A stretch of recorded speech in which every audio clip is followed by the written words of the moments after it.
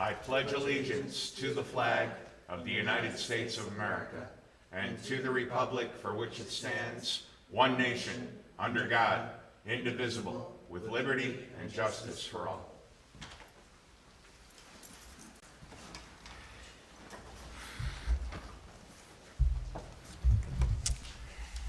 And we'll continue with roll call.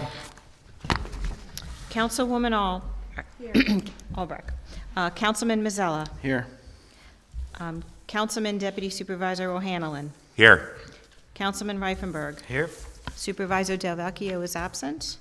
Town Attorney Emily Svensson. Here. All present. At this time, we will adopt the agenda.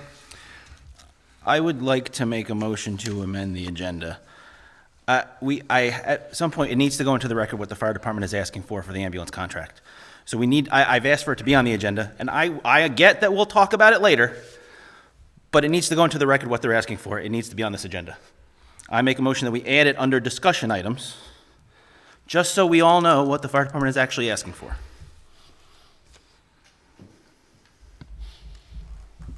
You need a second? Oh, second. Well, I have spoken with the supervisor and with the town attorney about this. And first of all, I do not feel comfortable dealing with this issue in the supervisor's absence, as he has and is gathering more information. He is in contact with at least 2 ambulance companies at this point. I'm not debating any of that, Keith. I just want it said into the record tonight. That's all I want to say, that portion of the meeting, is to the time slots they're asking us for. That's all I want to say. We could talk about it at the December meeting when he's here. Well, the time slot we can also deal with. Here again, I do not feel comfortable dealing with this until the supervisor has returned. And I believe our attorney also has some comments on this. Emily? Well, yeah, I think that because we're dealing with proposals that we received from companies, that's what I suggested that could be discussed in executive session. All I'm looking for, like I've said it again, I'll say it a third time, I'm just looking for it to be read into the record what the fire department is actually asking us for. That's all I'm asking for. That's all I want to be read into the record. That's all I'm asking for as a discussion item.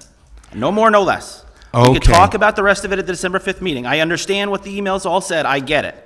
Well, okay, Councilman Mazzella, if right now at this point I allow you to read into the record what the fire company asked for, are you comfortable with that? Fine. They're asking us All right. for Monday through Friday. Wait, a point of order, please.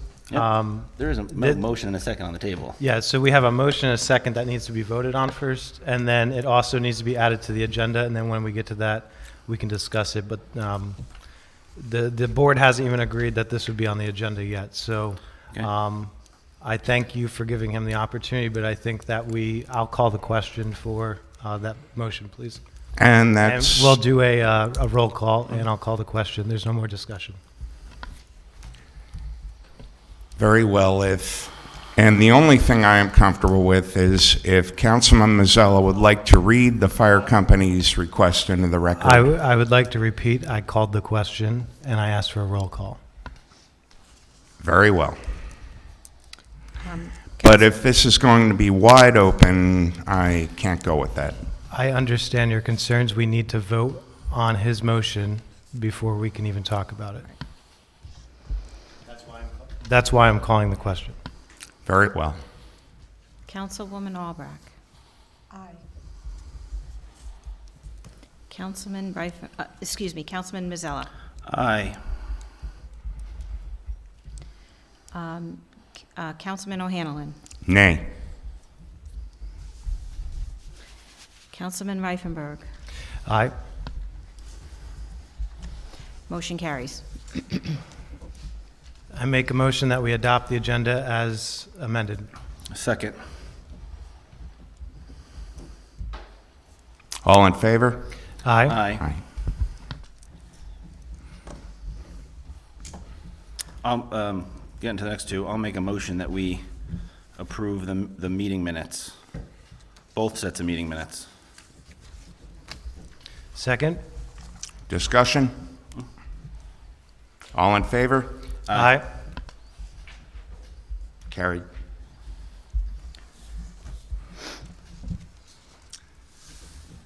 Correspondence. All official correspondence is on file in the town clerk's office. We move on to oral committee reports, and Town Engineer Greg Bollner from CPL has an update for us on the town hall. Greg, the mic is yours. Thank you. Greg Bollner, CPL. Thank you for letting me come here tonight and give you an update on the progress that we've made on the town hall, the new town hall building. So as directed in the previous meetings, we did the asbestos survey of the building, and there was no asbestos-containing material found, so that is a good thing. We have that out of the way. We also did a pump test of the well, and found that to be satisfactory. We also collected samples, water quality samples, meeting the Subpart 5 standards for a public water supply well. We did have a hit on, bacteriological, not E. coli, I just went, coliform. But given the fact that it's been sitting for quite some time, we feel that shocking the well and letting it run for a little bit longer will probably address that issue. Again, it's been inactive for about 5 years, so that should be addressed. The other thing is we had a slight exceedance of manganese in the well, which is kind of a black sediment that ends up when you chlorinate a system. It basically settles in your toilets and other fixtures. And so that would need to be treated, but it's not an expensive treatment. It's generally either a water softener, and the compliance, it's an aesthetic-based standard. It's not a health-based standard. It basically, iron and manganese both are the same thing. Iron turns your water brown, and then manganese ends up with the black specks in fixtures and things like that. So, and the standard is 0.3, and we're at 0.33. So we're just slightly above the standard, and so we would need to do some treatment for that. So we put in some money for the treatment. We also put in a little bit of money. We did a flow test on the septic system. We ran approximately what would be a day's worth of wastewater, an estimated day's worth of or actually 2 days worth of wastewater in about a 3-hour period, and we had no evidence of overruns on the leach field. We did have a slight backup on the pump station. It didn't flood. The pumps didn't fail, but they couldn't keep up. So, but again, the pumps have been sitting there for quite some time, and to replace the pumps would not be an expensive endeavor. So we did put a little bit of money in the cost estimate to go ahead and replace the pumps to bring that up to snuff. Thanks to the town crews, they did clear around the leach field, so we were able to make those observations. And again, we had no observations of any failure of the subsurface disposal system. So that was all positive.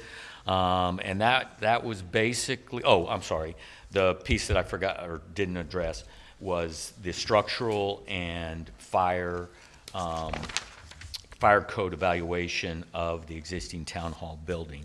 So on the second floor, any storage areas, bookkeeper area, would be classified as a higher floor load, because they would anticipate that you would store boxes or files in a storage area.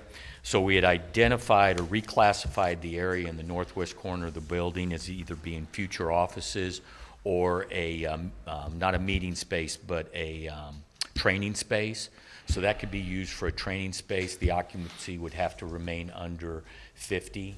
Otherwise, as a meeting space, over 50 occupants, or storage space, the floor load is 150 pounds per square foot, where a standard office or training space is 50 pounds per square foot. The building was built for 50 pounds per square foot, so to go to that higher load, that would be an issue. And because that space is above the court space and you want that wide open area, that would be an issue. We did show the storage space to be consolidated in the front portion of the building. That's shown on the plan A201, which would be above the offices of the courts, where we would be able to utilize the walls of those offices to provide additional structural support. We did put in about an additional $25,000 into the cost estimate to go ahead and to beef up those walls. And then also we relocated the safe to the northeast corner of the building. The northeast corner of the existing structure on the first floor is where the utility room is for where the well comes into the building. There's electrical panels in there, so we felt that we could utilize that utilitarian space to reinforce the floor for the safe above that's required for the town clerk. So that just kind of reoriented a little bit. All of those changes are shown on the plans that I've delivered to the board tonight. So what we tried to do, rather than indicate that there would be additional cost, we just looked at trying to reorient the facilities within the second floor so that we could stay in areas where we could reinforce the floor from underneath. And then on the fire code would generally apply to occupancy spaces more than 300 people. On the bottom floor, although it is highly unlikely that the town would have court and town hall at the same time, you can't assume that. So what we did is we are proposing that there would be a firewall to separate those spaces. The firewall would generally separate at the court wall and the court offices, so that those would be firewalls and fire doors that would maintain 2 fire spaces, and therefore you wouldn't be required to have a sprinkler system, which we had previously identified as being a significant cost. So we tried to address what would be really upsets, and then I updated the cost estimate. I also put in a number, and I apologize, I had sent an email to everyone, and then after the email I realized there was a question that came up at the last time that I presented this cost estimate about security and communications. We don't typically carry those in our design because those are typically something that municipalities have a local vendor that provides that type of stuff. So it ends up, but we did put in, on this cost estimate that I delivered tonight, I did put in an additional $5 per square foot estimate to carry a cost for providing that security and security and communications. So that would be your cable, your Cat5 cables running throughout the building. That would be your telephone cables running throughout the building.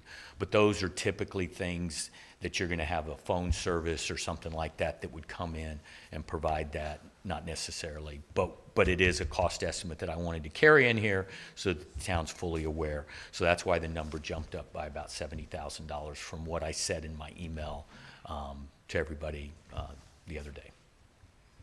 So that's about it. If there's any other questions? Yes. Yeah, at the last time that you were here, and you know, honestly, since, now that I think of it, I think you had already left.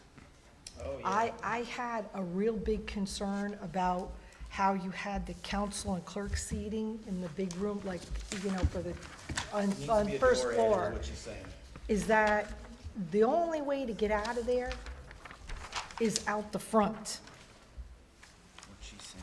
So, you know where you have the closet? In that, where the council and clerk seating is, in the big room where the town board would sit? Okay, I drew it on here for you. So I what she's actually- saying is if yeah. we're sitting in here and we go to leave, we can't, that's a closet. We would walk into a closet. Okay. There, it would be helpful to have a door here for us to leave to get to wherever. Okay, okay. No, that's Yeah, not a like a problem. closet Okay. that would have to go through. I know Yeah. it gets rid of wall space, but, you know. So then another question Yes. is, this entrance that you have for the town clerk and everybody upstairs, isn't that supposed to be handicapped accessible? It would need to be handicap accessible, and I think But there's a how is curb. that gonna happen? Because I'll tell you. There's that's a really ramp there, isn't hard. there? There's a ramp there. Well, they'll have to build one. Yeah, but I mean, Anyway, it would have to be on a heck of an angle. I don't remember. Step up to the I don't door. remember there being a Remember step. up There's, from the, there's a step up on this side, but not this side. I'll take a look, but that's. Michael, do you remember what that looks like? Yeah, compared to the front of the building on the first floor, the upper level on the back, the curb there for some reason seems to be, you have quite the jump up, and then there's even another jump up to the actual, like, you have a step up from the curb, and then you have a step up from there to the, where in the front, it's kind of, it seems more easier to get ADA compliant or whatnot. Okay. It just seems like it's pretty drastic. I mean, there would be, I mean, there's enough room between the parking and the building that we would be able to accommodate a ramp, for that. My only question is, do we need one because there's an elevator? Yes, you would, Oh, okay. I mean, I shouldn't say yes that quickly, but my general opinion is when Would it be comes yes. to handicap accessibility, you should provide it I got wherever you. possible. Okay. I just didn't know if we didn't, I got you.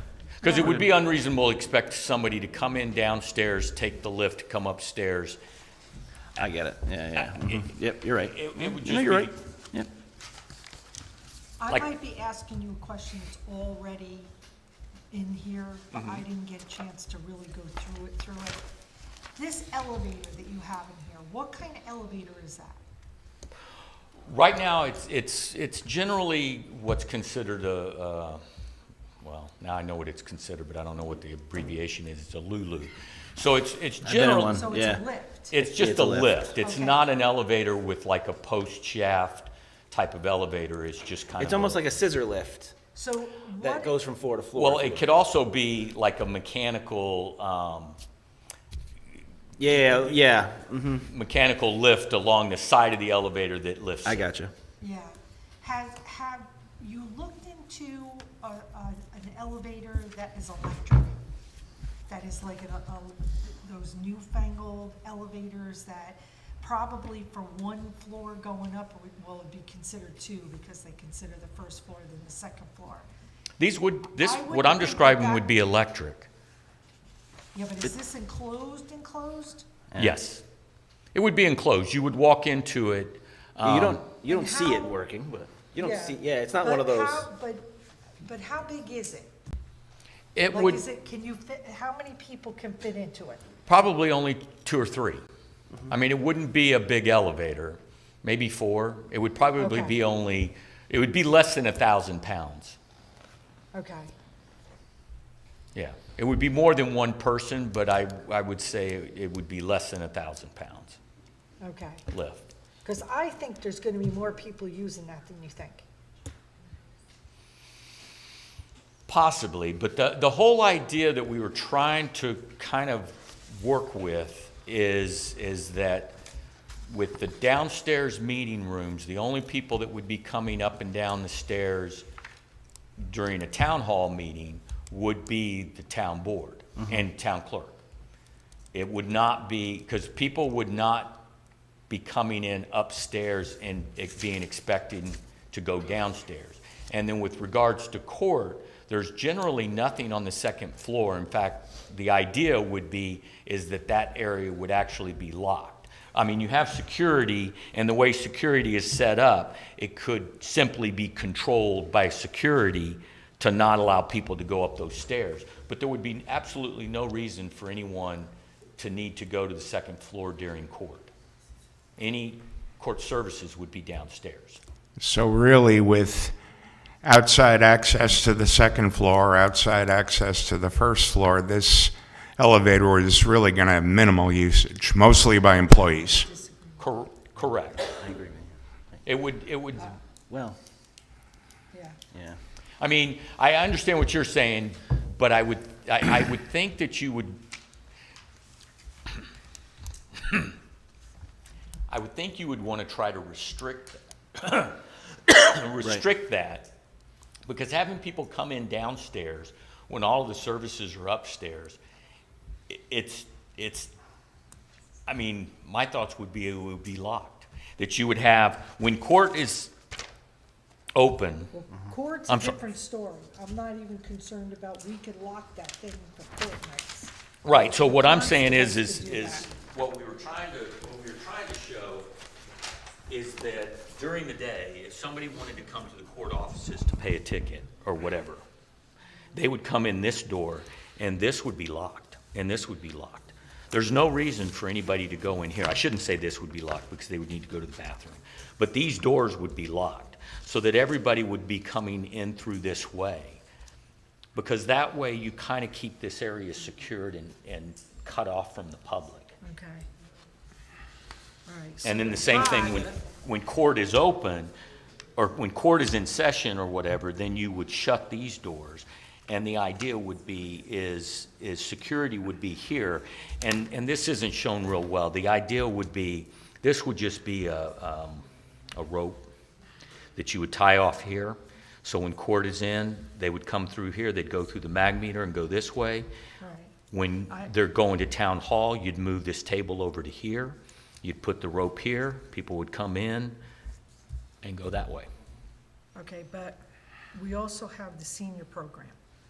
Right, and the senior program would either potentially be like a training space or meeting space, but the seniors wouldn't, that's where I thought this would be, because that would be less than 50 people, and they could come in and do their exercises in there.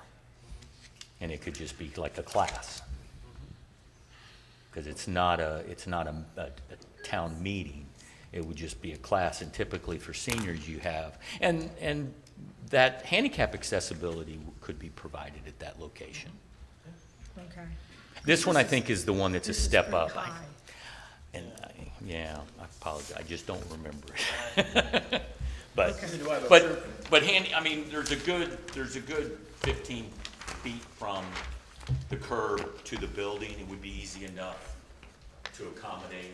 I mean, we may have to go to the left and right, but it would be easy enough to accommodate a ramp to allow that. In fact, going to the left and the right actually, in a lot of cases, works out better, because in someone that's not handicapped can just go straight ahead and take the step. Someone who is handicapped can take the ramp and come back to that same location. So it's convenient for both the handicapped as well as the non-handicapped. Do you mind if I ask a couple questions? That's why we're here. Okay, so, do you know off the top of your head, these future office areas and the storage records over on the second floor there, do you know approximately the square footage of those three areas combined? I don't know off the top of my head, but I mean, you're looking at those spaces are approximately 60 by 40, so approximately 2,400, no, yeah, 2,400 So square about feet. 2,400 square feet? All right, and are we, in these plans, besides just, there's really not much energy being put into them? They're just going to be basically open rooms at this point? That's the idea, but the main thing is right now, there's not something that needs to go there, so we don't, but it can't be a meeting space. Okay. Because when you have a meeting space of that size, when you look at meeting spaces, if you call it a meeting space or whatever, then it's assumed, you have to assume one person per every, I think, 10 square feet. As a training space, it's one person for every 15 square feet. As a training space, it's less than 50 square feet, therefore the floor load is acceptable at 50 pounds per square foot. If it's greater than 50, an occupancy of 50, then you have to assume a floor load of 150 pounds per square foot. So it would be our recommendation that, one, you classify it as a training space, and two, you post it as less than 50 occupancy. And I don't anticipate the town needing that space for having a meeting, because you have a meeting have a bunch of- space yeah. downstairs. So that's kind of one of my things that's kind of sticking out at me looking at these plans, is that we have a huge portion of the building that we don't really have any plans for. I guess I don't even know if it's been discussed, but have we talked to the rec department or any of the other offices that could potentially be brought in? I'm just looking at, this is a big house that we're gonna heat and take care of and clean and maintain. And we don't really have a plan for it. So I think maybe there needs to be some discussion of, is there a future plan of what we can potentially use that for besides just collecting dust and paying for it? And I'd be willing to help in any way to the building committee to look into that. You have let's just say 2.8 million for building renovation construction total. You have general conditions, design contingencies, construction contingencies, and then soft costs. That adds about $1.5 million onto the actual construction total. And I took out the communications security and the FFE. On the projects you've worked in, I'm guessing like the construction contingency, is that for change orders and stuff like that? Is that what you're kind of putting that in there for? Design and construction contingency are really, because until you put this out to bid, and with things change, right now with the economy the way it is, that construction contingency is really going to kind of tie into what I would call a contingency between what we're estimating the cost to be and what the actual cost might be. I don't think there's that many unknowns that we have out there from the standpoint of a construction contingency. I think it's more along the lines of what we're currently estimating to what the bid could be. I mean, right now we're really, it's really been a challenge to keep up with the escalation in costs in the last 2 years, but we don't have direct experience in those escalations, so that's why we're kind of saying that you want to carry a contingency there so that the actual bid costs don't come in and kill the project. And with prevailing wage and all that stuff with municipalities, on average, with the projects you've done, what is the average, do you have like a average square foot that it usually costs to have you done a renovation? Have you done a project like We've this? seen between $250 and $450 a square foot For renovation or new construction? for both. Because a lot of times renovation and new construction, a lot of times that comes in very close to the same, because you've got, other than just a lot of the finishes and a lot of the interior finishes are what the big costs are. Your HVAC, your electrical, your plumbing, a lot of those end up being a lot of, your framing is generally one of your lower costs for Yeah. construction. And we're taking all the plumbing and all that stuff out anyway. Right, So right. okay. So I mean, building a new building would be more expensive than this, but. Well, I'm just I'm just costs have really asking been because high. I have like 300 square foot with the purchase of the building, so I'm just gauging, is that on the high end, is that on the low end? I personally don't know. I think that's all I had for you. I appreciate everything. And actually, since Councilman Reifenberg brought it up, what I'm seeing in unused space as of right now is only the upper level northeast corner, and it's not on the upper level, yes, not the lower. Not a real lot of area, and I could see us 1 or 2 years from now actually needing some of that for something. So I'm really not seeing a whole lot of unused space here on this plan. Yeah, My, I see my, quite a bit. the problem I've had with this from the beginning is I think I do a lot of traveling, and I'm not saying I'm against this. I just think we need to think of all the possibilities of making this space work. I actually disagree with you that in a couple years we'll have stuff to put in there. I mean, if you drive around and you look at other towns, I mean, we're going to have one of the largest town halls in the area, and we're we're not even a class, you know. Okay, You know what I mean? So. Yeah, I get you, but we could also, for instance, upper level, the bigger of the two future spaces, that could theoretically, if we don't need it for anything else, we could use it for, you know, a rec room for the seniors. And that would alleviate a whole lot of problems right there. So can I ask you, with your building committee meetings, have you guys discussed potential uses for that? Not yet, no. But, you know, looking at it, since you brought it up, I'm looking at it now and saying, Well, I think that's kind of where I'm going with the rec, is maybe we need to talk to them and see if, while we're doing this project, if there's something we can use that space for. If we're heating it and cleaning it, I'd rather see us doing something with it than just leaving it vacant, you know. And Well, storage and that's- records, I mean, I get it, but well, we do need a certain amount of room for that. And the longer we're an incorporated town, the more records we're gonna build. Well, I know right now the court records, some of them are being stored over Yeah. there. I think previously they were being stored at the highway garage or something. So there is some storage there, and I'm sure there's other storage.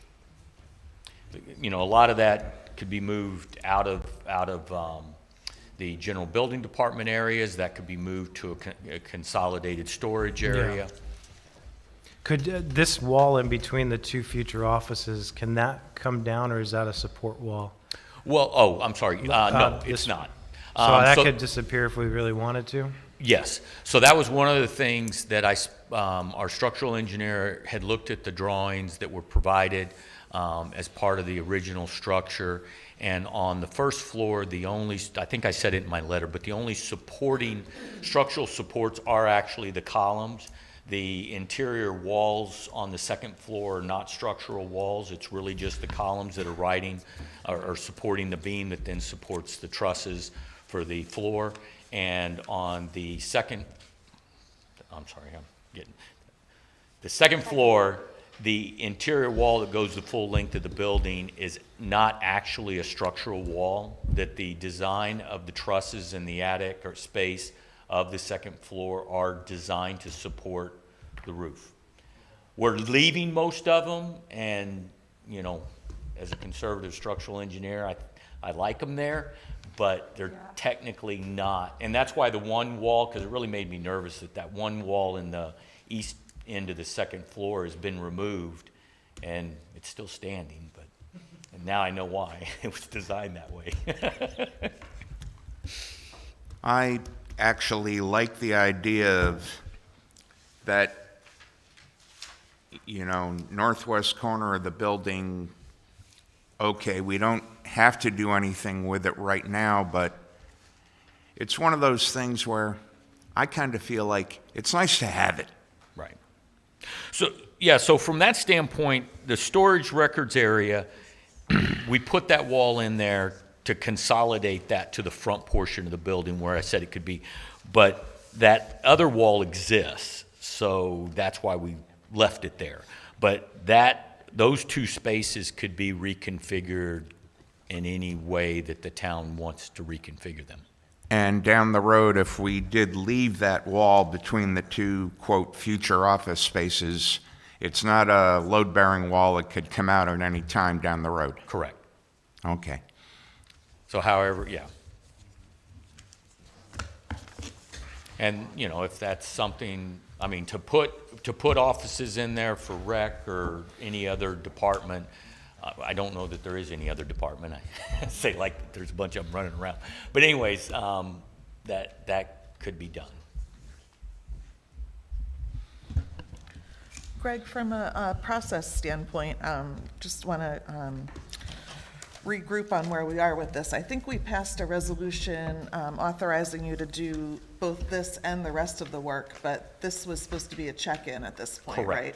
So I think, I mean, I don't want to cut off if there's more conversation, but I just wanted to check in on the process. I think we don't need any additional contract, but you would want the board to authorize either us to tonight proceed or with the at the next- next meeting to Yeah. authorize proceeding with the rest of the engineering work. Yeah. Yes, Emily, you feel we need a resolution for that, or? I think you can just make a motion and take a vote if you're ready to do it tonight. Okay, I'll make a motion that we authorize Greg to finish the engineering work, right? Yeah. Proceed with the scope of work defined in the approved proposal. Yes. I'll second that.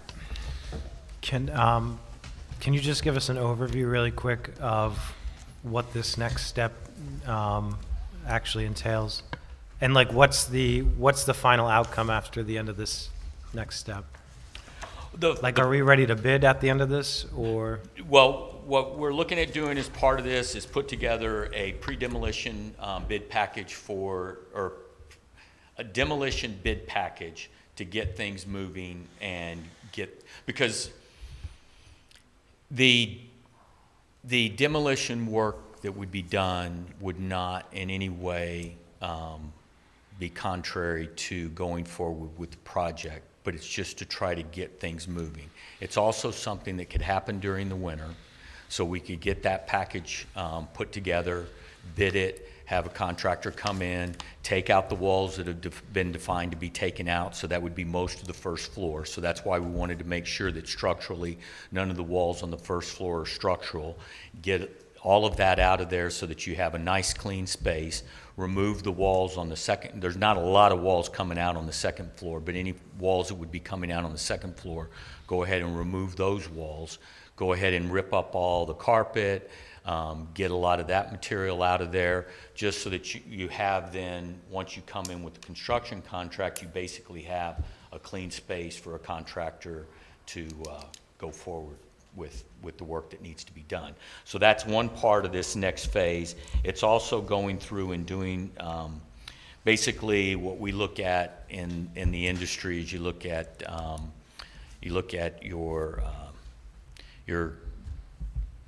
your conceptual design, and then you've got your design drawings, and then your construction drawings. And what we would be looking at is getting to the design drawing phase. So you don't have the details of construction drawings from the standpoint that it's ready to bid, but typically we like to get in kind of this next phase of a design drawing set that then is in final check with the town board, where you're more looking at the details of exactly where the door's going, all of those little checks to get to that design drawing phase. And then the next phase would be your construction drawings. So how long from today, if we vote to move on to the second phase, would you say until we put this out to actually bid to construction companies to come back and tell us how much? I would say you'd be looking at going out to bid this summer of 2023. So you'd be looking at getting under contract in probably either, depending, there's different theories. I think with building work, it may be a little bit different. I know with civil work, which I'm usually more involved with, and I'm sorry I didn't bring an architect tonight to answer these questions, but with civil work, you typically obviously are working around the winter. So putting things out to bid in the late fall for early spring construction is what you try to do.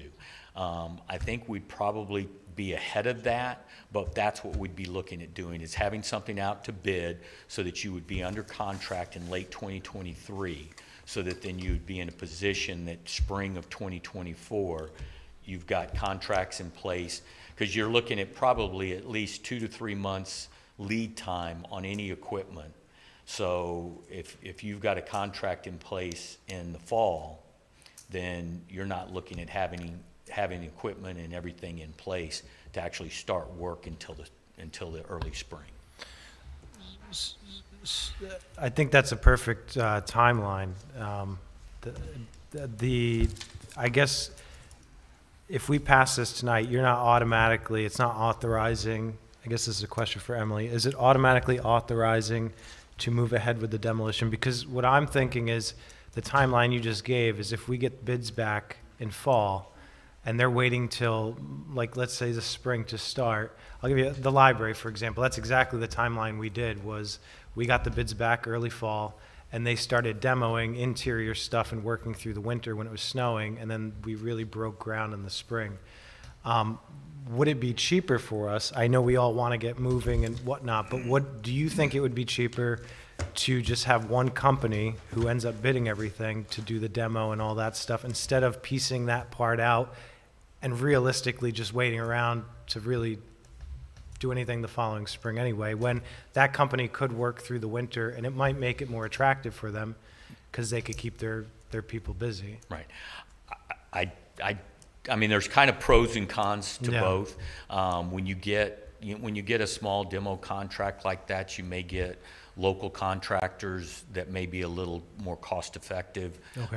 When you get into a big project like this, you're going to get a big contractor. So their costs and overhead may be higher, but there's all that pros and cons. Yeah. Like you said, it gives them some busy work during the winter going into construction. But I don't know if there's really I don't know that Yeah. I have the right answer for that. So I guess if we vote for this, does it automatically allow the demolition to start, or is that going to be another process that we have to build?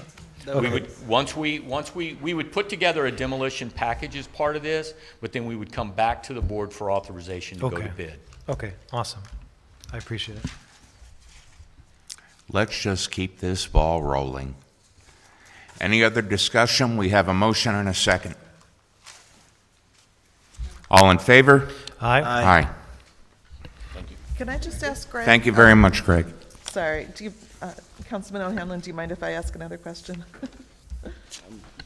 I'm just wondering if the budget that you now have is, I don't want to say firm, but it's in the ballpark enough that the town can start looking at how it wants to finance this project? Because they have to look into borrowing and, you know, what package of funding is going to be put together. Yes, Okay. yes. I think we're, with the contingencies that we have in here, and that's why I say that, you know, we're showing them as construction and design contingencies, but they're really just looking at the difference between your design estimates and your actual final contracts. But yes, I think it's in a position that the town could start to look at financing, how they want to finance it. Because we've identified all the big ticket items that could have been a budget upset. One more question. How are you making out with the grant extension? The grant extension, I think, the last time that I contacted with him, he said everything was in order. So I will follow up and make sure that that was in fact extended. Okay, good. But Okay. because he had no additional questions. Who's him? I don't, it's the it's gentleman with the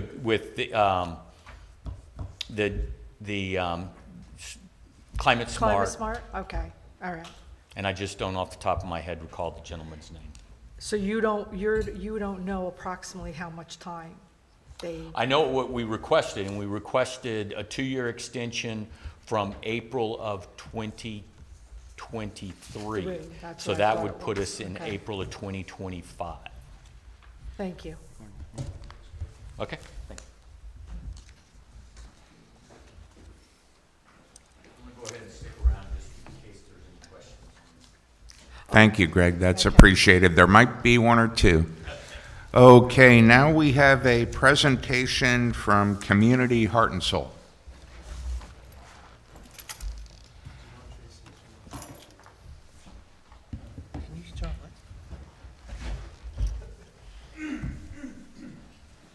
Good evening, everybody.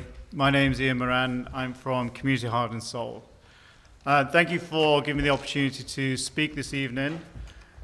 So, what is Community Heart and Soul? Heart and Soul is a non-profit organization that works with small towns and cities across the US to help them find out what matters most to them about their community.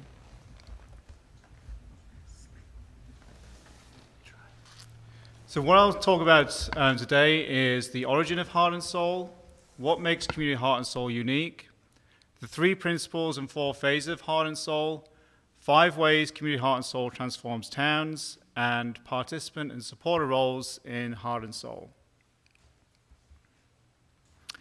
So Heart and Soul was started by Lyman Orton, who's the proprietor of the Vermont Country Store. And in his town, he served on the town's planning commission. And unfortunately, he came across some plans that divided the town.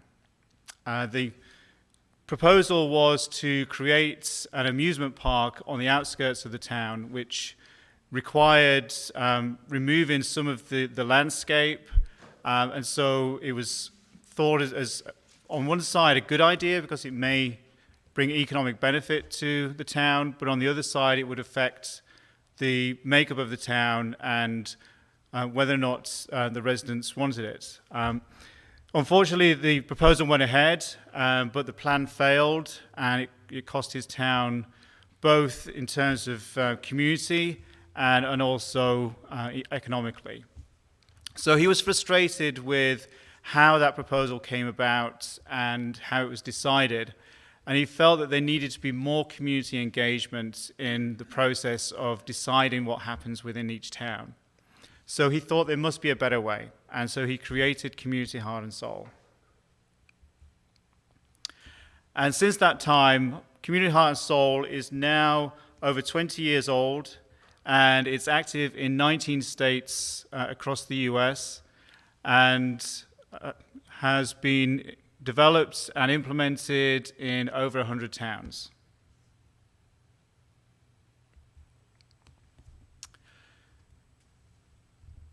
So Community Heart and Soul is a way for people in small towns to discover what's unique and special and great about where you live. It restores pride in towns and helps towns realize what's special about their town, what's unique. Sometimes they may have found that a farm is closed, or a major development didn't live up to its promises, or maybe there's divisions that seem deeper than ever. And people or organizations with similar aims aren't working together. So I'm sure that sounds quite familiar to you in your town, that you come across these similar problems. And so what Community Heart and Soul does is it actively seeks the wisdom of all of the community. It seeks to involve everybody, particularly those voices that aren't always heard. And Community Heart and Soul brings the community together to try and build a stronger, healthier town or city. And it's a resident-driven model. The idea behind Community Heart and Soul is it's the residents taking the lead. So the community comes together, goes through this process, and collectively determines what future they want for their town.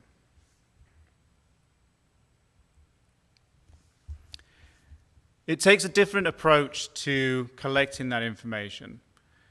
It's about community participation, making sure that you're taking the table to where people gather, rather than asking them to come to you.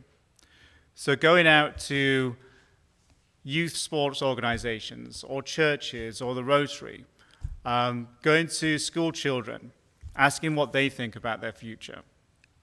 So making sure that it's a positive and fun-filled activity, whilst also determining what people want to see for their community in the future. So this is a photograph from a town in Pennsylvania, Upper Chichester. And this is one of their activities where they brought the community together to ask them different questions about what they love about their town. Community Heart and Soul is based on 3 principles. The first one is involve everyone. As I said before, sometimes it's very easy for some voices to be heard, but other voices very rarely are heard. And so it's important to make sure that the whole community has an opportunity to be involved in the process. The second principle is what matters most. So we focus on a positive approach. We find that this works much better because if you first focus on the positive, it allows people to come together And once you've done that, then you can talk about the things that maybe divide you. And then the third principle is play the long game. So this isn't a 2-month process. It's to try and improve your community in the long term, over many years into the future, by embedding principles that everybody agrees on about your community.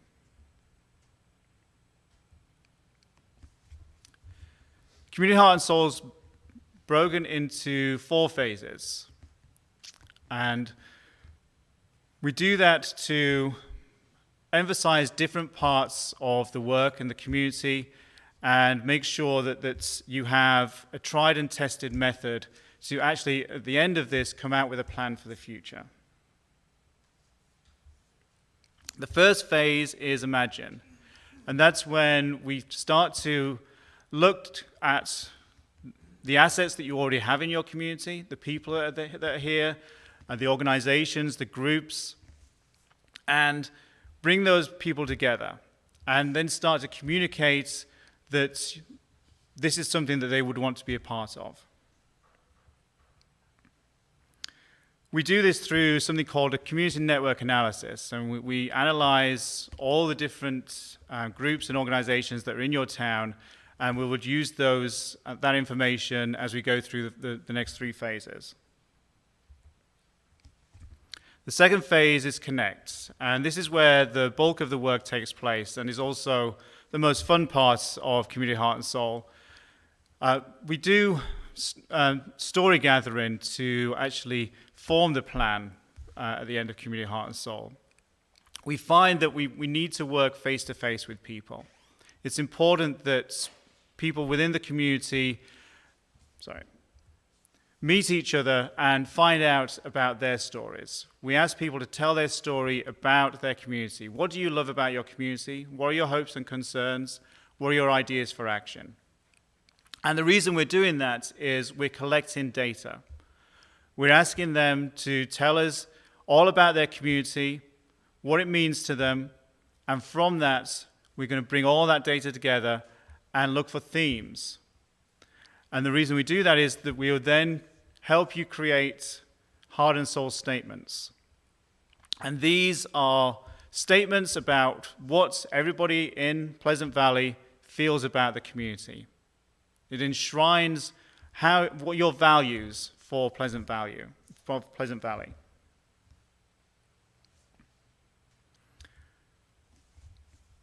One method of collecting data that we've used, this was North Fork in Colorado. They realized that they weren't able to connect to a certain demographic within their town.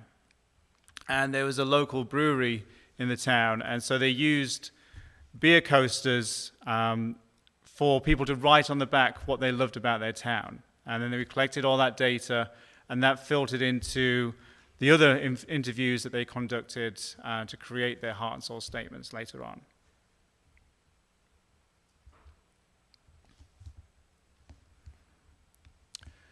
As I said, the heart and soul statements help embed how you feel about your community.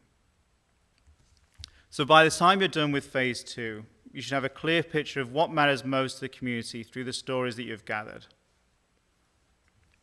This photo's from North Fork Valley in Colorado, and they're discussing the heart and soul statements and validating them. So when you create your statements, you bring the community together to make sure that what you're presenting reflects actually what the community believes. In phase 3, you would then plan for the future. You would take those heart and soul statements and then create a plan around what you have already discovered. So, for example, you may find through the story gathering and creating your heart and soul statements that your town really values your library. And so you need to determine how can you incorporate that in the plan for the future to make sure that that continues. Or that your residents really value your outdoor space. And so what do you need to do to invest in your parks in the future to reflect that? So it can feed into your comprehensive plan, your recreation plan, or any plans that you have for the future. And then phase 4 is ACT, where you'll then go and implement the plan. And it could be implemented by this body here, or organizations that are active within the town, or new groups that emerge through this process.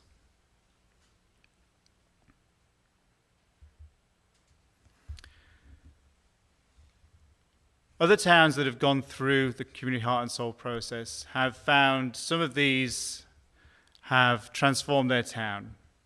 So, for example, new leaders, new community leaders and volunteers emerge.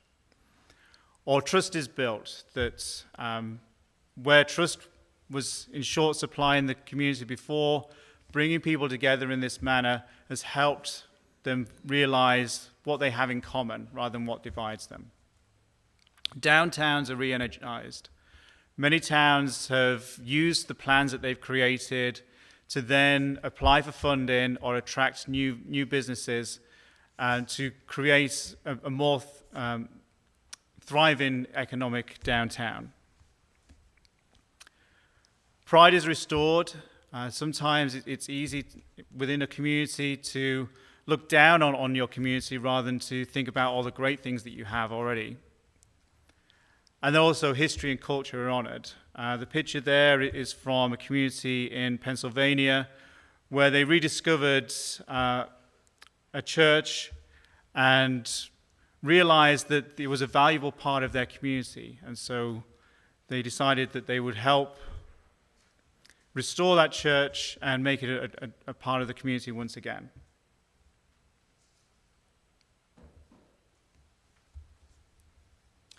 If you'd like to know more about Community Heart and Soul and look at what other towns have discovered through the process, you can look on the Heart and Soul website, which is communityheartandsoul.org. Each town has a profile, and you can look to see what they discovered or what they're doing if they're currently going through Community Heart and Soul.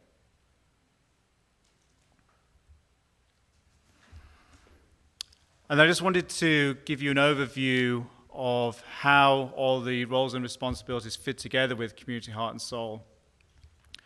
So as I said, Community Heart and Soul is a non-profit national organization, and that organization provides training, tools, and technical assistance for implementing Community Heart and Soul around the country. The staff provide opportunities for active Heart and Soul towns to network and learn from each other by regularly convening community of practice meetings. Most towns would have a funding or sponsoring partner, and if you were interested in pursuing Community Heart and Soul, we can provide assistance with sourcing grants to go through the process. There's a certified Heart and Soul coach that's allocated to each community, and they are responsible for guiding you through the process, providing training and support as you go through the 4 phases. And then the large circle is the core Heart and Soul team. So that is residents within the community, volunteer-led, that will go through the process, that will attract people within the community to also become part of the process, will conduct the story gathering, will then share those stories with the community, and then create the plan and the Heart and Soul statements. Most communities find it's useful to have a project coordinator, and that can either be allocated from an organization or group that's already active in the town or by the municipality, or it can be a new person hired specifically for the project. And then we have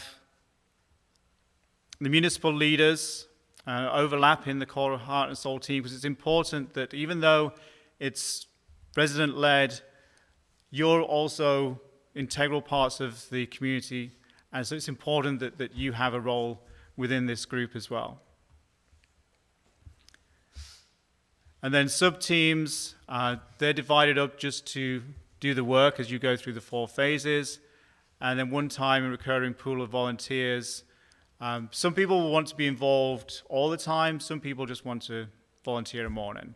And so at different times and different events, people will come and go with the project. So just to give you a summary of Community Heart and Soul, it's purpose-built, it's focused on relationship building, it's engaging with the community to make a plan for the future. It's definitely not cookie cutter. Every town is unique, and every town discovers different things as they go through the process, and it's focusing on what matters most to your town, not to what other towns have done before. The work is face-to-face. We find that if you want to build community, you have to be in the same room as them. It's data-driven. You will get a plan at the end. You will have a large tranche of data from your community that tells you what matters most to you about this town. And it's action-oriented. You will make sure that you have a plan at the end that you can take into the future and produce a more prosperous Pleasant Valley. Thank you. Does anybody have any questions?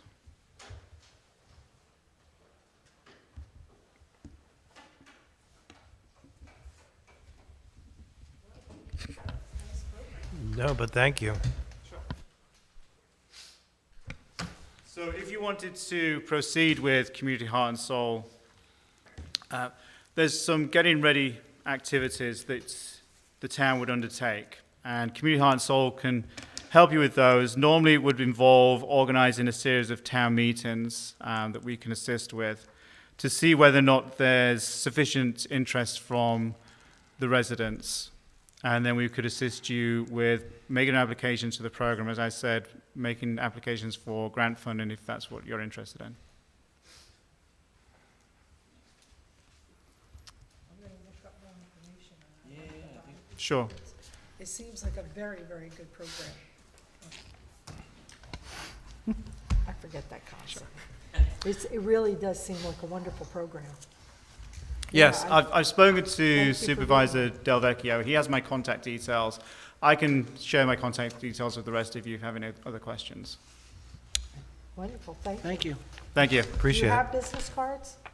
I do not. I have your email addresses. I will contact you all. Beautiful, thank you.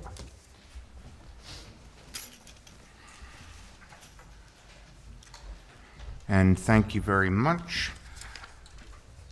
Okay, it's time to open the meeting to the public for agenda items only. So moved. Second. All in favor? Aye. Who would like to speak?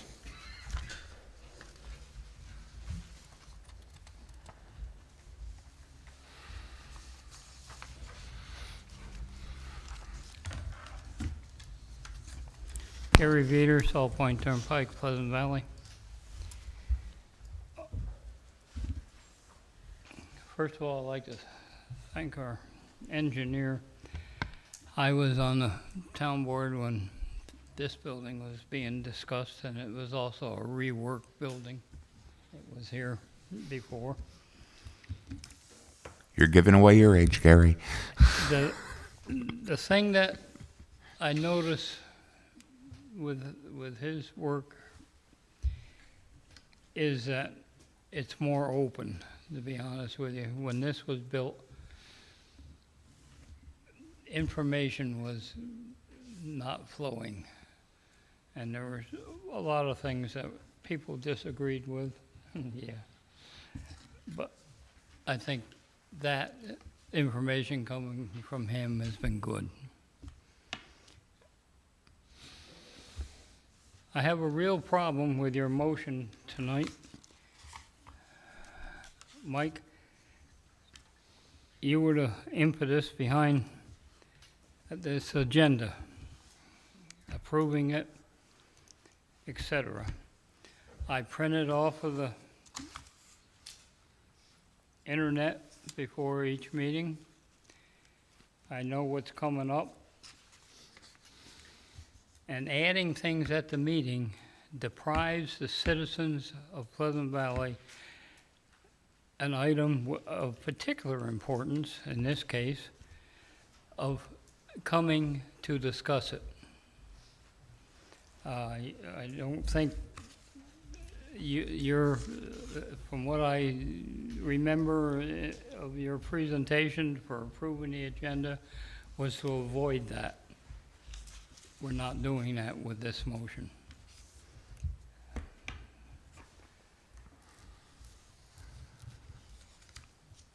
I think a couple things on the agenda.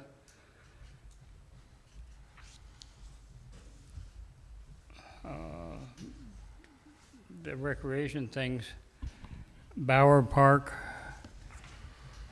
Helen Aldridge, and well work. Not knowing exactly what they are, it's very hard to comment on them, and it's not just recreation, it's anything that's on the agenda. If it doesn't give you at least an idea of what it's going to be, it would help people understand. I see Recreation Committee opening. I assume, I would hope that that just goes out on the, as a legal notice and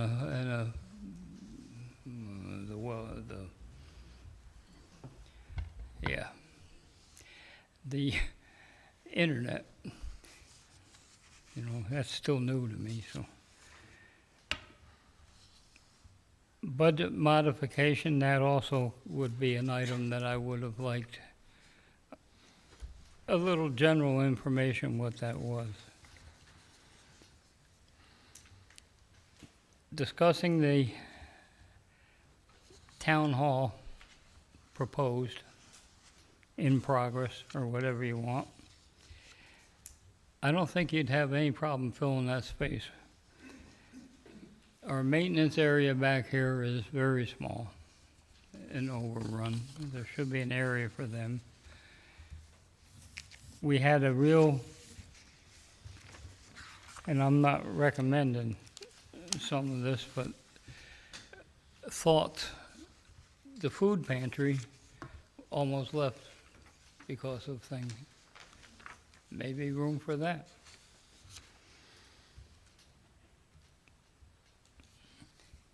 The presentation was very good from on the community thing. That's not new.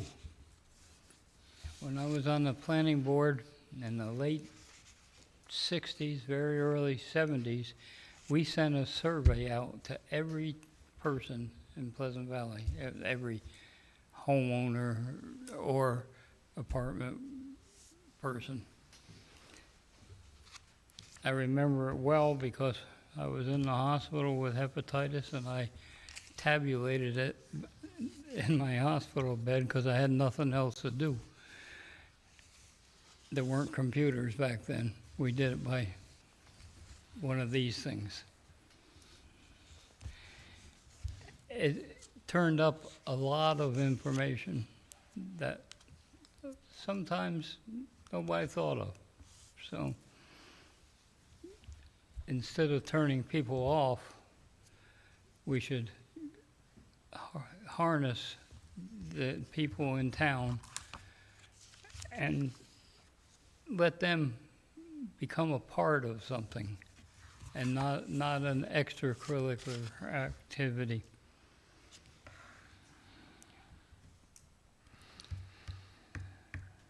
I think that does it. Can I be recognized? Yes. I just want to clarify, just because I was mentioned by name. So just to give some information behind why we've pretty much every meeting as a board have added discussion items and whatnot, and that's why it comes before the public portion, so you have time to talk about it. All I made a motion tonight was to adopt the agenda, which would have to happen at some point before we can move on with the meeting. But since you brought up the rules of the town board, which I'm glad you did, the rules of the town board actually spell out exactly how we get items added to the agenda. what wasn't public information, I think Councilman Mazzella actually mentioned it when he made his motion, is that he followed the rules of the town board to the T of adding that discussion item. And under the rules of the town board, as long as he meets that criteria, it was supposed to be on the agenda, which it did not. And there was discussion of what needed to be talked about, and we are going to be talking executive session, and this isn't going to be anything more than just putting on the record some information. But that's the reason why he had to add it when he did, because he did follow the town board rules. So I just think it's important to explain to you that we were following them, and we've added stuff many times as a unanimous board, but I completely agree. It makes it a lot easier if it's on there, and I would have hoped that this would have been on last Friday, and it wasn't. And then the budget modification, that was on the town website, which, again, I agree, needs to be updated, and we need to work on that because it makes it very difficult to find the information.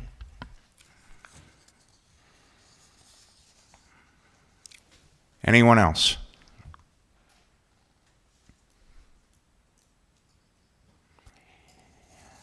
All right, hearing none, I make a motion that we close the meeting to the public at this point. Second?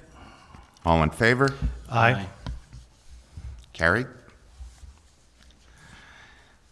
All right. New business discussions. Special meeting for end-of-the-year bill payments and abstracts. I don't think we need to beat this up too much. It's just a special meeting that we need to do to pay the end-of-the-year bills. It is my understanding that that's the only business that will be transacted at that meeting. Yep. I'll make a motion that we schedule a special meeting for the end-of-year bills and abstracts for December 29th, 2022 at 8 a.m. I'll second that motion. Just so you guys all are, I am working that day. There's a possibility of me not having to work, so, but as long as at least 3 people are here. Yeah. I got you. Yes, here again, we just need a quorum, and this is not to bash up anything else. It's just to pay necessary bills for the end of the year. I want to clarify that. Yep. Any other discussion? All in favor? Aye. Aye. Okay, electric at Bower Park, Recreation Director.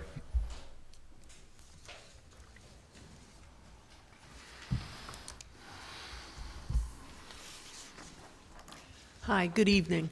The electric at Bower Park, I think there's a couple of considerations that maybe we should discuss tonight. And Emily, you might be able to, shed a little info on it. The property that's supposed to be donated to Bower, I don't know if we should be looking at electric at this point without considering that property, or That's a good question. we can consider it. And I would ask for some kind of an RFP for the electric from the town attorney so that we could proceed in the right direction. I mean, Electric as far as maybe extra outdoor lights, or what well, are we yeah, looking at here? to get electric into the park, to have some kind of an infrastructure, then we can have lights, then maybe we can have a gate, other than. Well, I know electric in general, but you were talking about the addition of, donated property in conjunction with that. Would we need to, would you be able, do we do just an RFP on the entrance we have now? Because that would be the main entrance to get in, or do we, I'd rather proceed than hold it up. Well, I don't know how urgent this is, but I mean, it seems like it's probably better to kind of plan out the whole project and figure Yeah, out what all the pieces are I before mean, so that, yeah. doing it piecemeal, because we've run into that before. Yeah, no, I do think, as much as I would love, and I understand the need, trust me, I get it, for lighted fields, I think it's best that we wait and encompass that property that supposedly is going to be donated to the town. That way, it's an all-inclusive, that way we're not trying to re-engineer something that we've already then just engineered because now we're making it fit with this. I agree. Let's not pay an Okay. engineer 2 or 3 times to do the same thing. Unfortunately, I say that unfortunately. I get that. I understand that I understand the soccer is practicing in outfields. Like I get it, but I think that to do it once and do it right makes more Okay. sense. And Yeah. then that brings me to, what are we going to do about the gate? Do we look at a solar-powered gate? And we really should have cameras down there. Well, can I ask, is it just a gate there now that just never gets closed? Is that the issue? Yes. And then, is the gate to the field itself being closed? I know that was how they got on the field with the trucks a couple years ago. Well, what happened is after that vandalism, there were more fences that were installed at the field. So it's very difficult for a vehicle to get on the field the way it is now. So the gate we're talking about is the gate On at on Ravine Road that would stop them from getting in with a vehicle. Now, they can still walk in, but Yeah. they're not getting in with a vehicle or a quad or, something like that. So, I had actually it written down to talk about negotiating that property for potentially to get an update from you in executive session you're negotiating that with them. I don't know if that is something that we would talk about in executive session or if you would talk about that in public, since you're actively, You mean the donation of the property? yeah. Yeah, so that's, Warren is handling that, and he's been in touch with the Reddles, and he was going to give an update when he comes next month. Yeah, so I think we'll, as a board, have a better idea of, because even the gate, right, if we're gonna make it one way in and one way out, that kind of changes. Changes It would be the gate, silly to too. kind of, I wanna get things going too, but at the same Yeah. time, I think we need to at least wait till the next meeting to kind of figure out figure out what's what's happening. going on. yeah. Well, what about the possibility of cameras that could be battery operated to have it close to the field? Or you want to wait and look at the whole package, which is okay. Yeah, I think let's see let's give us till next month, at least, till the end of next month. On that And- one, on that specific item. I would also this has been conversations with Emily and the Finance Committee, just to have it in the back of your mind when we do get the idea to move forward, is just having a plan of where the funding's coming from for, your RFP or whatnot. Because we've kind of discussed that, going forward, we really have to make sure that we know exactly where you're funding and every department's funding the project from. So just after the next meeting, we'll have an idea of where that land stands. And then Okay. if you want us to do that, I think I would present that too, just so it kind of doesn't stall out anymore. And if you need help with that, just reach out. Okay, yeah, I appreciate that. Don't go anywhere. You're like the next 3 items, Andy. You're the next. Yeah, Oh, no. okay, well, yes and no. Yeah, now you're up for depression work, Okay, we're in which the, didn't sound right, I'm sorry. I know. We're in the process of coordinating each aspect of the project, so there's a lot of moving pieces, but we're moving forward. Good. And as far as the well goes, Greg has come out a couple of times. I believe you said they're going to start working next week. Sweet. And you have, or all of us have coordinated with Superintendent Baxter to help out in a couple of the pieces there. So Sweet. I think you're waiting for a response from him on something else, right? Go ahead, Greg, absolutely. I'll hang out. So we had the electric and stormwater marked out where we had placed the well. We needed to move it a little bit, and we needed to maintain 10-foot separation from the stormwater line per code, which put us within about 2 feet of the electric line. It's the electric line to the light, so it's not a hazard issue, but obviously if it gets broken, it has to be repaired. So the thought was, I had reached out to the superintendent of highways if they could expose that line so that the driller can see exactly where it is and then just drill next to it, as opposed to taking the risk that we hit it. It would probably not be an expensive fix, but it's still, if you can expose it that's the better way Makes to sense. go. Makes total sense. He has no excuse, to say, I hit it by accident if he could see it when he's starting. Exactly, exactly. So that's what we were trying to get done. And then also he had already offered to dig a pit so that when they're doing the drilling, they can discharge their waters into that pit, the drilling mud, just so that it doesn't make a mess on the grass. And you also have a map that we're gonna get soon with the electric and Yes, drainage? yes. and- I thought I'd already sent that, but I can check. Maybe I had not sent that to Yeah. you. But yeah, we've got a map showing where because they came out and they marked out the electric across the field. So generally, the electric to the two lights that are on. So the electric box is in the center outfield center field. The two lights there, they go directly from that electric box along the outside of the fence to those two lights that are along the back of the fence. And then from that box, it goes to the light that would be close to third base line outside the fence. Then it goes from that light to the light that's near home plate. And then from the box, it goes to the light that's near first base. And then it goes from that light to the light. In So- right field, oh, And so it doesn't, it does cross across the field, but it doesn't go, it's not a home run or whatever to each Oh, interesting. light. And it's not crisscross. Right, it's not crisscrossing, so, so if we did do the water line across to the other side of the field, we could potentially go across the field outside the clay portion of the field and put in a trench there, restore it, and get the grass to grow, or we can go around the outside of the field, which we had originally shown as being the plan. Either one of those work. I think there was a little bit of a concern with going along the outside of the field because of the grade between the fence and the adjacent property.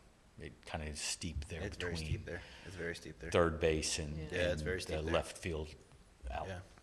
I mean, I think if we're gonna consider going through the field, we should think about doing it, and I'll have Early. to look to see where the money's coming from, doing it sooner than later, because then the field could be ready for the spring For the kids rather to than play. ripping it up in the Yeah. spring.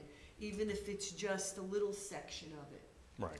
Maybe we could go Yeah. around, and then at the point where the elevation becomes prohibitive, that's where we go through the field. I think because I think you would want to be going along basically the first, second base line, so in that part of the field. rather Yeah. than- Because I don't think you don't want to go through the clay portion of the Right, field. yeah, No, God, no. Not Stay in to- the grass. Yeah, not to, There is, yeah. you wanna do as least amount of, I hate to say damage to the field. I know. Right. The other thing that was identified, even though it's not specifically marked out because it wasn't able to be specifically located, is there is kind of a French drain that goes from the basin that's in that outside the fence in left field. It goes along the fence about 15 feet off of the fence between the left field line and the fence. By the pavilion, Oh, okay. parallel to the pavilion. So I think Yeah. it basically was designed or planned that it would catch the runoff coming down the hill, kind of collect it there. It looks like it's either a 6 or 8 inch perforated line that comes into that basin. And if you look at the grass, you can kind of see the I know what you're talking about, yeah. yeah. Yeah. I don't know how effective it is, but I know right field floods, so. oh, okay. Yeah, so it- not when left it get, field. like, we used to avoid it like the plague and when we did soccer because we would just tear it up if it holds so much water, but it doesn't release anywhere in right field, Okay. it's just odd, so. Yeah, yeah. You know. Anyway, thanks. Thank you very much for staying around, Greg, and being here to elaborate. It's appreciated. I think that was it on the agenda. I'll probably take off at that. Yeah, thanks, Greg. Thank you. Happy Thanksgiving, Greg. So should we consider doing the line over to the other side of the field now? I mean, Well, it's- digging?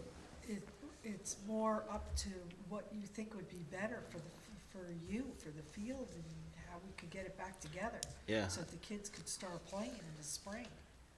Yeah. Yeah, I would start it, I mean, I would start it as soon as possible, just with the idea that, A, we gotta figure out where we're paying for it, or how we're paying for it, which I think we Right, already well, that allocated the was money the for this, but, the next piece of it, and then, yeah. But then honestly, I would see, because if you're talking about trying to use it again midsummer, or even late spring, we should get working on it now, yeah. so I am going to rely upon Greg's expertise and also the highway superintendent to see what their suggestions are.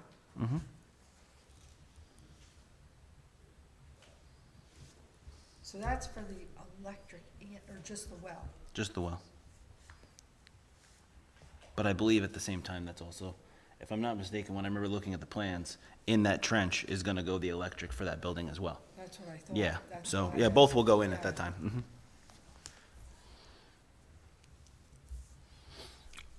Okay, and still don't go anywhere, Sandy. Recreation Committee opening.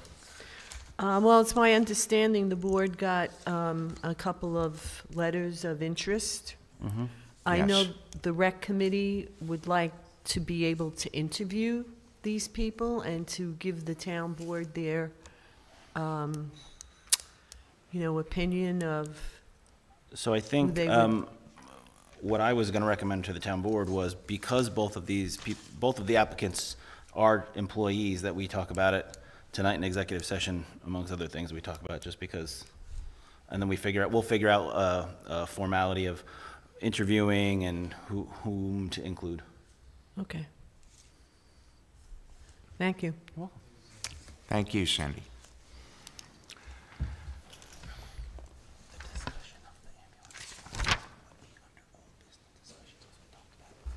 Okay.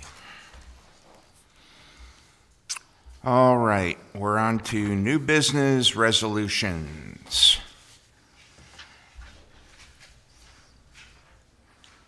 Resolution number 1105 of 2022, authorizing payment of abstract number 11 of 2022.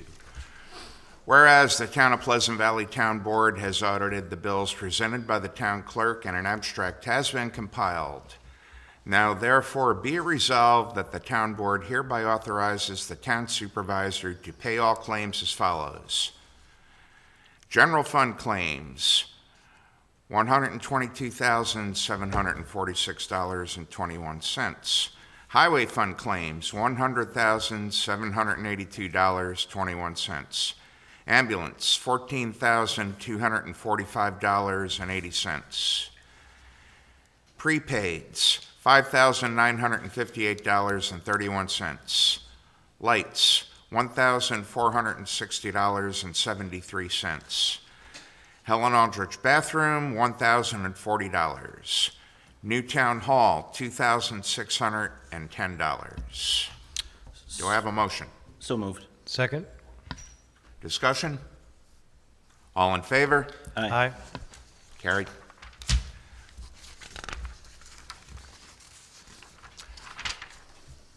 All right. Resolution number 1106 of 2022, authorizing payment of abstract number 11P of 2022. Whereas the Town of Pleasant Valley Town Board has audited the bills presented for consultant escrow fees as specified by Town Code Section 82-15, Section 98-91, etc., by the town clerk, and an abstract has been compiled. Now therefore be it resolved that the town board hereby authorizes the town supervisor to pay all claims as follows. Planning, zoning, escrow invoices, $10,251.53. I don't know why this is separated on two lines, but this is also planning, zoning, escrow invoices, $2,251.50. So moved. Second? Discussion? All in favor? Aye. Aye. Carried.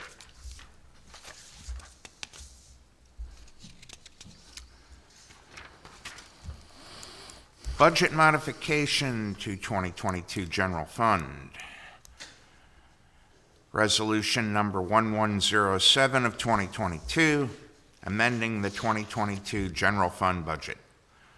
Whereas the town board of the town of Pleasant Valley has an expenditure and revenue for the 2022 adopted budget line items that will adjust the amounts in such budget lines.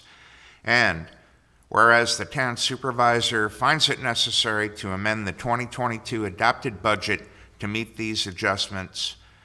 And resolved, the town board of the town of Pleasant Valley hereby authorizes, empowers, and directs the town supervisor to amend the 2022 adopted budget as follows. Account A7110.203, park improvements, tennis, increase $16,000. Account A1620.200, share service, heated highway, $16,000 increase. Account A1320.400, auditing, increase $10,000. Account A1110.415, court supplies, increase $1,000. Account A3620.100, building inspector training, increase $4,100. Account A1620.424, fuel oil for buildings, increase $2,000.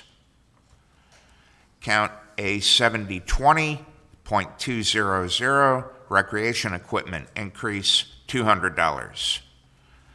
Account A7110.417, portable restrooms at parks, increase $1,000.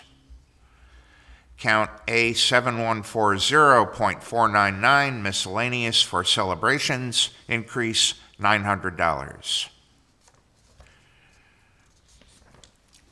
Revenue.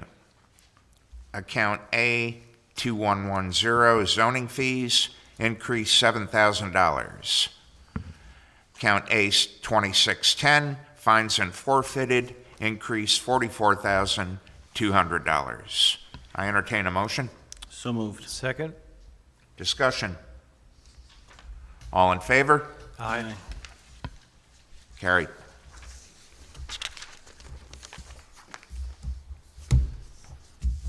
All right. Now, we have no items for special consideration, but since it was added to the agenda, technically we have discussed it before, so it is old business. So, okay, now we will discuss the ambulance contract.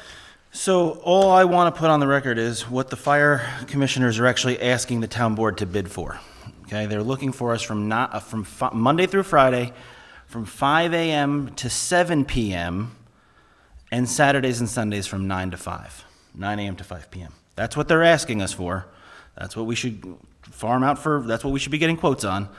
I'll wait till the December 5th meeting for the rest of my comments.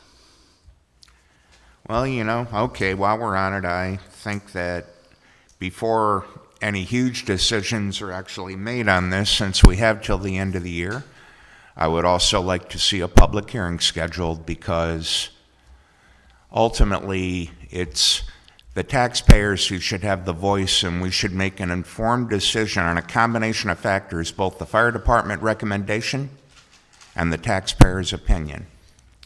Since this conversation's obviously gone beyond what we put on the agenda, I'll say my 2 cents on that, is that the 5 of us at this table, I think, at the end of the day, are actually legally responsible and can be held accountable and sued if, for some reason, somebody can't get care in this town. And it's our job to provide. I still don't understand how this is set up that the town board is responsible for this, but listen, if I was just a taxpayer, I would come to the meeting that you want to ask and say, yeah, don't pay for it, because I don't want to see my taxes go up.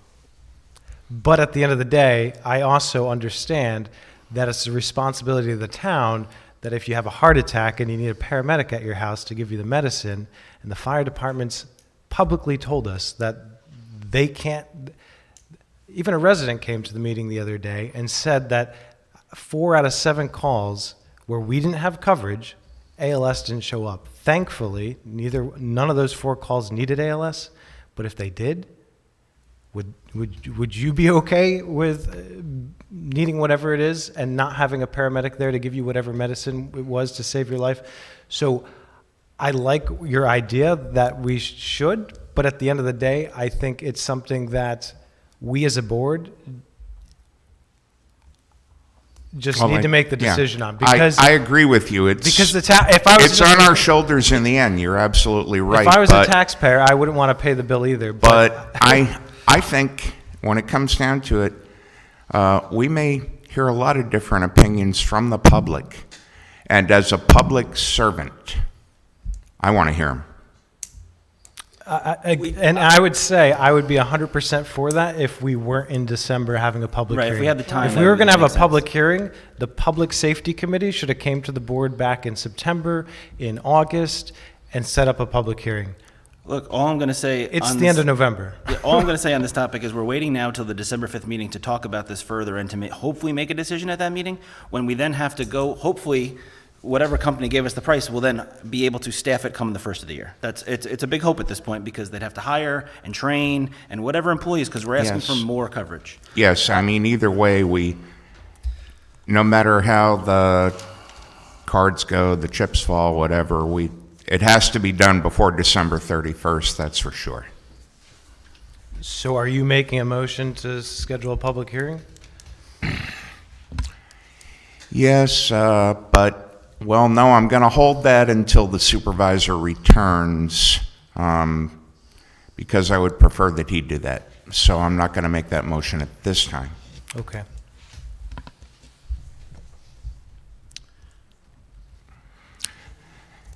And if we're done with that discussion, we have no other old business discussion, so I make a motion that we open the meeting to the public? do I have a second? Second, for anything.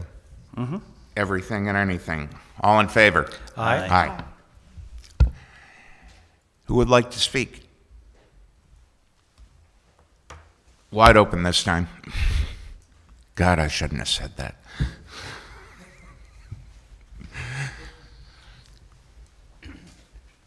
Gary Veeder, Pleasant Valley. The one thing I forgot about the town hall thing is the loan closet for health items is now with the Presbyterian Church.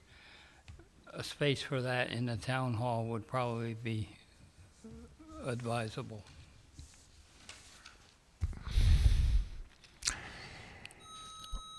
Well, former Mr. Supervisor, that's why I said, maybe it's not so bad that we have that extra space, because I'm sure within a couple of years, one way or another, we're going to find a way to fill it.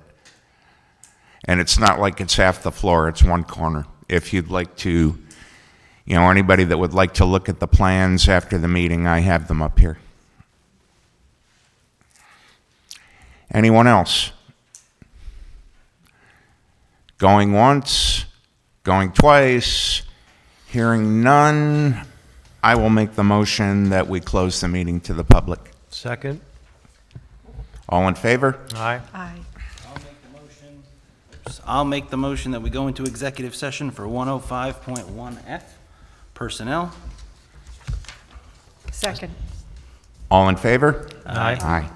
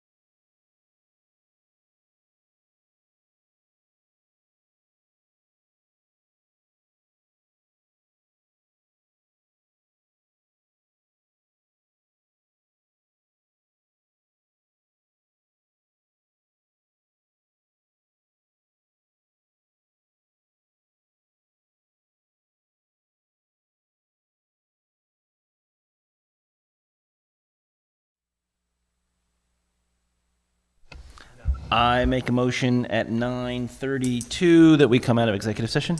I will second that motion. All in favor? Aye. And then I'll make a motion that we adjourn the meeting at 9:33. I'll second that motion. All in favor? Aye. Meeting adjourned.